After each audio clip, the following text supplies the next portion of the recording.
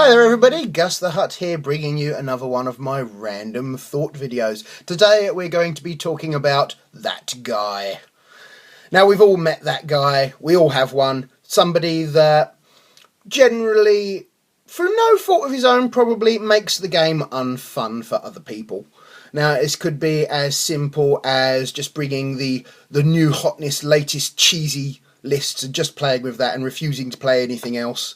It could be somebody that, when the game isn't going his way, will just suddenly up and leave the game. It could be a whole number of things, but there is something about that guy that just makes you not want to play with him. And it's a shame. Nobody should ever tell anybody else how they should or shouldn't be playing with their toys. But at the same time, if somebody is playing with their toys in a way that makes things unfun for other people, then something needs to be done about it. Either just have a quick word with him or out and out ostracise him entirely, which that's the most drastic option, which you don't really want to do. So you want to try and find that sort of middle ground compromise with him as to how to deal with the whole situation. Now, I've had people in the past and that have labelled me as that guy. Mainly, I'm a Tau player. I've played Tau since the time that they first came out.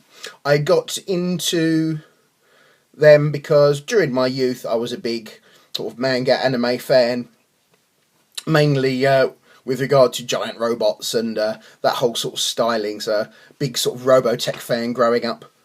So yeah, I got into them basically for the aesthetic.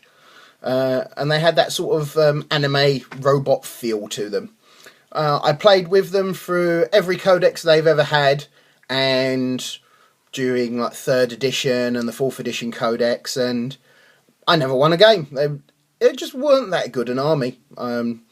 But since the last edition of the codex came out, then all of a sudden they became really good, and through no fault of my own I just started accidentally winning games because they were just so much better now.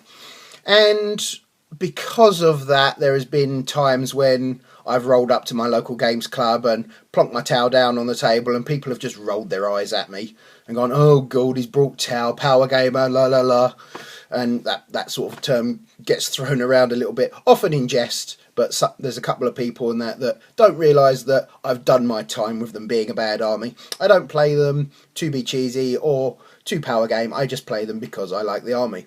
The fact that they happen to be one of the more powerful armies at the moment, not my fault. So you've got to be very, very careful about throwing around the "that guy" label. So you've got to understand the reason that you're giving it out. Now,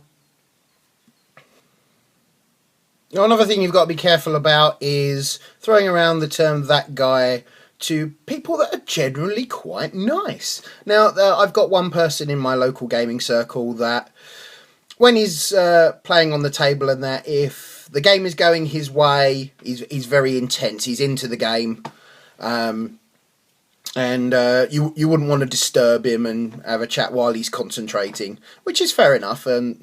But if the game isn't going his way, all of a sudden he's what would be considered a bad loser. Now, outside of the gaming table, this fellow, he's a wonderful friend, brilliant bloke. I couldn't fault anything about his character as such. But on the gaming table, all of a sudden, it's almost like a Jekyll and Hyde kind of syndrome. So as soon as those dice start getting rolled and that, he's very intense and an entirely different person. So once again, you've got to be very careful about labelling people as "that guy" or calling them a bad sport and that, when outside of the game they're actually a really nice person. So it's just once again, you just got to be really careful about who you're ostracising, and because they could be a really nice guy. Okay, so now I'm going to talk about the worst kind of "that guy," the cheaters. Naughty, naughty cheaters. these are the kind of people that will stand across the table from you, and here's a good example. They will have their models, they will be shooting at you, killing all your units and that, and when it comes to your turn, you turn around and say, right, well, I haven't moved this unit, you haven't moved that unit, okay, that shot at me, I'm going to shoot at you. And then all of a sudden the guy's saying, no, you can't see me. There's no line of sight there. When it's like, well, if there's no line of sight there, how did you shoot me in the first place? So, and you'll look down and you'll see that there is no line of sight. So that means that there wasn't any line of sight before. So what's going on there? Other things like half-remembered rules, and where somebody will quote a rule to you saying that it does this and it gives you all these benefits, and then somehow they will have glazed over the second paragraph which shows you the restrictions or the limitations or the disbenefit of the rule. And yeah, they'll just hope that you don't know better and just not call you on it. But then when they do call you on it, or you call them on it rather, then they'll just be like, oh really? I never realised. Oh, I've been getting that wrong for ages. But you might see them a couple of weeks later playing against somebody else getting the same rule wrong. It's like, oh really? So yeah, you just got to be very careful about the rules cheats. And the ones that do it serially. I mean, there are a large number of people that actually do get the rules wrong and that. I mean, I've been labelled as a cheat quite often because I have a terrible memory. And if I've gotten a rules wrong, it's not due to me cheating, it's usually due to my own incompetence. And yeah, I'll just say that. I'm just a gibbon with a rulebook. So yeah, once again, you've just got to be careful about throwing that cheater label around. So you've got to make sure that they are a cheat and they haven't just got it wrong. But yeah, if you catch somebody getting a rule wrong, call them on it and sort of let them know what the correct rule is, and then like the following week find them getting the same rule wrong still, then just sort of take them off to one side and go, hang on a minute, mate, what are you doing? Which brings me on to my final thought, which is, how do you deal with that guy?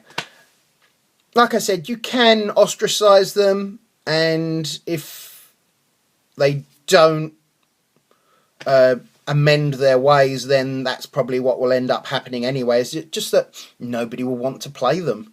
And at the end of the day, it's their hobby too, and they should be allowed to partake in the hobby that they want to partake in. But at the same time, if their hobby is making it unfun for other people, then something needs to be done. Because at the end of the day, somebody's going to go away unhappy, and at the end of the day, we want everyone to be happy. This is a fun game. It's all fun. It's all in jest. There is no seriousness in this. It is a game to have fun with. I keep throwing this term around, and I cannot emphasise it enough. It is a game. It's a game. It is to be a pastime to be shared between friends for mutual enjoyment. That's the bottom line. So if you can just take the person aside, have a little word with them, saying, "Here you go, mate. You're doing this, and this, and it's upsetting people, and you really need to stop doing it, or just go about it a different way." So yeah, that's pretty much my final thought on it. If you have any good stories about your encounters with that guy and how you dealt with it, leave it in the comments section below. If you like the video, like and subscribe to the channel, and check out some of my other videos. There's some pretty good fun battle reports and some of my other random thoughts on the hobby. So yeah, yeah, like I said, like and subscribe, and I'll see you again soon. See you later.